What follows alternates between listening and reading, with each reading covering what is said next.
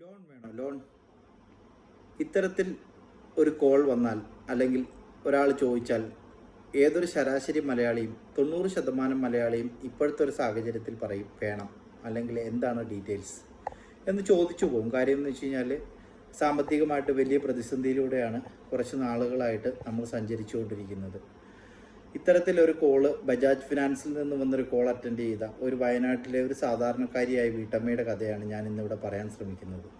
കഥ നടക്കുന്നത് വയനാട് പുൽപ്പള്ളിയിലാണ്. ചേച്ചിക്ക് ബജാജ് ഫിനാൻസിൽ ഓൾറെഡി ചേച്ചിയുടെ ഹസ്ബൻഡിന് ഒരു ലോണുണ്ട്, 2 വീലർ ലോണാണ്. അത് അടച്ച് തീരാറായിരിക്കുന്നു. തുടർന്ന് ബജാജിൽ നിന്ന് ഒരു കോള് വരുന്നു, നിങ്ങൾക്ക് ഒരു പേഴ്സണൽ ലോണിന് കൂടി എലിജിബിലിറ്റി ഉണ്ട്, 1 ലാഖിൻ്റെ പേഴ്സണൽ ലോണിന് എലിജിബിലിറ്റി ഉണ്ടെന്ന് പറയുന്നു ചേച്ചിയോട്. ചേച്ചി അതിൻ്റെ ഡീറ്റെയിൽസ് ചോദിക്കുന്നു. തുടർന്ന് ഇവർ പറയുന്നു, താങ്കളുടെ ആധാർ കാർഡ് അയച്ചു തരൂ, ഞങ്ങൾ ലോണിൻ്റെ പ്രോസസ്സ് സ്റ്റാർട്ട് ചെയ്യാമെന്ന് പറഞ്ഞ് ചേച്ചിയുടെ ആധാർ കാർഡ് അയച്ചു കൊടുക്കുന്നു. അടുത്ത വീട്ടിലെ ചേച്ചിയുടെ മൊബൈലിൽ നിന്നാണ് ആധാർ കാർഡ് അയക്കുന്നത്. ചേച്ചിക്ക് സ്വന്തമായിട്ട് വാട്സപ്പില്ല. എന്ന് മാത്രമല്ല, ഇ കൊമേഴ്സിനെ കുറിച്ചോ ബാങ്കിങ്ങിനെ കുറിച്ചോ ഒന്നും വലിയ ധാരണയില്ലാത്തൊരു സാധാരണ വീട്ടമ്മയാണ് നമ്മുടെ കഥയിലെ കഥാപാത്രം. തുടർന്ന് ബജാജിൽ നിന്ന് അവർക്ക് ലോണിൻ്റെ സപ്പോർട്ടിംഗ് ഡോക്യുമെൻറ്റ്സ് ചേച്ചിക്ക് തിരിച്ചയച്ചു കൊടുക്കുന്നു. താങ്കൾക്ക് ലോൺ പാസ്സായിട്ടുണ്ട്, 1 ലക്ഷം രൂപ പാസ്സായിട്ടുണ്ട്, താങ്കൾ ഇതിൻ്റെ സർവീസ് ചാർജായിട്ട് 11,000 രൂപ ബജാജിലേക്ക് അടയ്ക്കണം, ഗൂഗിൾ പേ ചെയ്ത് കൊടുക്കണം എന്ന് പറഞ്ഞൊരു നമ്പറും അയച്ചു കൊടുക്കുന്നു. ചേച്ചി ഇത് പറഞ്ഞത് പ്രകാരം അടുത്ത വീട്ടിലെ ചേച്ചിയെ കൊണ്ട് ആ കടം മേടിച്ച് 11,000 രൂപ ഗൂഗിൾ പേ ചെയ്ത് കൊടുക്കുന്നു. ഈ നമ്പറിലേക്ക് ഗൂഗിൾ പേ ചെയ്ത് കൊടുക്കുന്നു. അവിടുന്ന് ബജാജിൻ്റെ പ്രതിനിധി എന്ന് സ്വയം പരിചയപ്പെടുത്തി അവർ ചേച്ചിയോട് പറയുന്നു. അടുത്ത ദിവസം തന്നെ ബജാജിൻ്റെ എക്സിക്യൂട്ടീവ് ചേച്ചിയുടെ വീട്ടിൽ വന്ന് ലോണിൻ്റെ ചെക്കും കാര്യങ്ങളും തരും. ചേച്ചിയുടെ ഡോക്യുമെൻറ്റ്സ് ഒപ്പിട്ടതിന് ശേഷം പൈസ കയ്യിലേക്ക് തരും എന്ന് പറയുന്നു. ചേച്ചി ഇതും വിശ്വസിച്ചു ഒരാഴ്ചത്തോളം ഇരുന്നെങ്കിലും ഒരു പട്ടിക്കുറുക്കം പോലും ആ വഴിക്ക് വന്നുമില്ല. ചേച്ചിക്കൊട്ട് പൈസ കിട്ടിയുമില്ല. അങ്ങനെ ഇരുന്നപ്പോൾ ചേച്ചി കുറേ പേരിലൊക്കെ വിളിച്ചു നോക്കി, ആർക്കും ഇതിനെക്കുറിച്ചൊരു ഐഡിയയുമില്ല. അവസാനം എൻ്റെ ഒരു സുഹൃത്ത് വഴി എൻ്റെ നമ്പർ കിട്ടി. ചേച്ചി എന്നെ കോൺടാക്ട് ചെയ്തു. ഞാൻ ഈ എക്സിക്യൂട്ടീവിനെ വിളിച്ചപ്പോൾ ഹിന്ദിയിലാണ് ഇയാൾ സംസാരിക്കുന്നത്. ഇയാൾ അപ്പം തന്നെ എന്നോട് ചോദിച്ചു, താങ്കൾക്ക് ലോൺ വേണമെന്ന് ചോദിച്ചു. ഞാൻ വേണ്ട എന്ന് പറഞ്ഞു. ഞാൻ ഇതുപോലെ ചേച്ചിയുടെ കാര്യങ്ങൾ എൻക്വയറി ചെയ്യാൻ തുടങ്ങിയപ്പോഴത്തേക്കും അയാൾ നൈസായിട്ട് ഫോൺ കട്ട് ചെയ്ത് കളഞ്ഞു. പിന്നീട് ചേച്ചി അയാളുടെ പല പ്രാവശ്യം ആവശ്യപ്പെട്ടെങ്കിലും ഇവർ വിളിച്ചാൽ ഫോൺ എടുക്കുന്നില്ല. തുടർന്ന് ഞാൻ ഈ അയച്ച ഡോക്യുമെൻറ്റ്സ് ഒക്കെ കളക്ട് ചെയ്തുകൊണ്ട് ഞാൻ എൻ്റെ ഒരു സുഹൃത്തായിട്ടുള്ള ഒരു ബജാജിൻ്റെ ഒരു ഏരിയ മാനേജറെ ബന്ധപ്പെട്ടു. പുള്ളി ഇത് കണ്ടപ്പോൾ കണ്ണ് തള്ളിപ്പോയി. കാരണം ബജാജിനേക്കാൾ ഭംഗിയായ ബജാജിൻ്റെ ഡോക്യുമെൻറ്റ്സ് അവർ ഫേക്ക് ചെയ്തിരിക്കുന്നു. തുടർന്ന് അവർ പറഞ്ഞു, ഇതുപോലത്തെ ഒരുപാട് കേസസ് നടക്കുന്നുണ്ട് ബജാജ് ഫിനാൻസ്. കാരണം തീർത്തും സാധാരണക്കാരായ ആൾക്കാരെയാണ് ഇവർ ടാർഗറ്റ് ചെയ്തിരിക്കുന്നത്. കാരണം വലിയ ഒരു ഫിനാൻസിൽ ലോൺ ചെയ്യുന്ന കമ്പനിയോ അല്ലെങ്കിൽ ഇത് ബജാജ് ഒരു വലിയ കമ്പനിയാണ്. വലിയൊരു ലോൺ എടുക്കുന്ന ഒരു കസ്റ്റമറെ സംബന്ധിച്ചിടത്തോളം ഒരുപാട് ഡോക്യുമെൻറ്റേഷൻ പ്രോസസ്സും കാര്യങ്ങളൊക്കെ ഉണ്ടാകും. അപ്പോൾ പേഴ്സണൽ ലോണുകൾ പലതും ഇപ്പോഴും ഇങ്ങനെയൊക്കെയാണ്, അറിയാം എല്ലാവർക്കും അത്. ഈവൻ ലോൺ ടോപ്പപ്പിങ് പോലും നമുക്ക് ടെക്സ്റ്റ് മെസ്സേജ് അയച്ചു കഴിഞ്ഞാൽ ടോപ്പപ്പ് ചെയ്ത് കിട്ടും. ഇപ്പോൾ ലോൺ പാസ്സാവുന്നതും എമൗണ്ട് കളക്ട് ചെയ്യുന്നതും എല്ലാം ഇതുവഴിയാണിപ്പോൾ.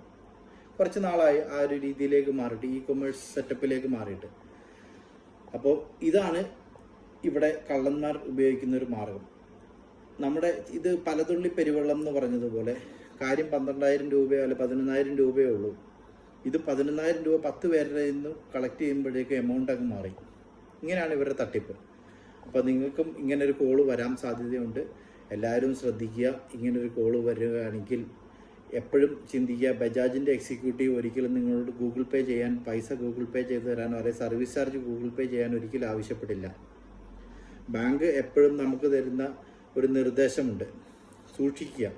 അത് മാത്രമേ ബാങ്കിന് ചെയ്യാൻ പറ്റുള്ളൂ. കാര്യം ബാങ്കിൻ്റെ അറിവോട് കൂടിയല്ല നമ്മൾ പൈസ ട്രാൻസ്ഫർ ചെയ്ത് കൊടുക്കുന്നതോ ഡോക്യുമെൻറ്റ്സ് ട്രാൻസ്ഫർ ചെയ്ത് കൊടുക്കുന്നതോ ഒന്നും തന്നെ. അപ്പോൾ ഇതുപോലുള്ള ചതിക്കുഴികളിൽ വീഴാതിരിക്കുക. ഇപ്പോൾ നിങ്ങൾക്ക് വേണ്ടിയിട്ട് ഞാൻ ആ ചേച്ചിക്ക് കിട്ടിയ ഡോക്യുമെൻറ്റ്സിൻ്റെ കുറച്ച് വിവരങ്ങൾ ചേച്ചി എനിക്ക് അയച്ചു തന്നിരുന്നു വാട്സപ്പിൽ. ഞാൻ അതിൻ്റെ ഡീറ്റെയിൽസ് ഞാൻ നിങ്ങൾക്ക് സ്ക്രീൻഷോട്ടൊക്കെ ചെയ്ത് നിങ്ങൾക്കായിട്ടൊന്ന് ഷെയർ ചെയ്യാം.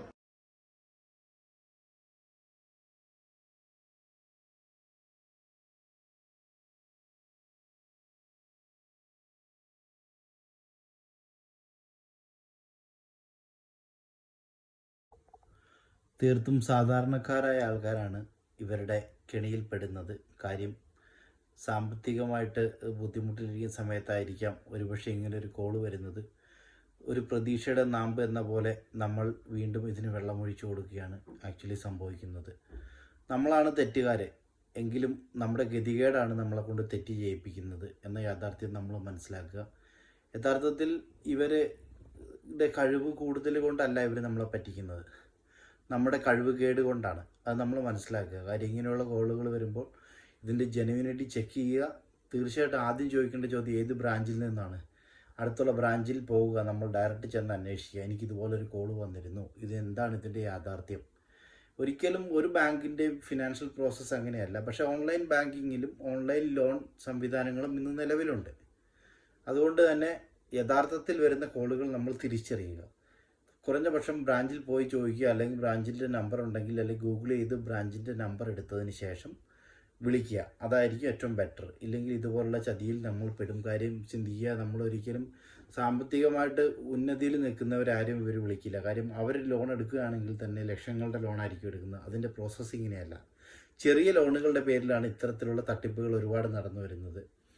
നമ്മൾ ഉദ്ദേശിക്കുന്ന പോലെ ഹൈടെക് രീതിയിലുള്ള തട്ടിപ്പിനേക്കാൾ കൂടുതൽ നടക്കുന്നത് ഇതുപോലെ ചെറിയ ഉള്ള തട്ടിപ്പുകളാണ് ഇപ്പോൾ നടന്നുകൊണ്ടിരിക്കുന്നത്.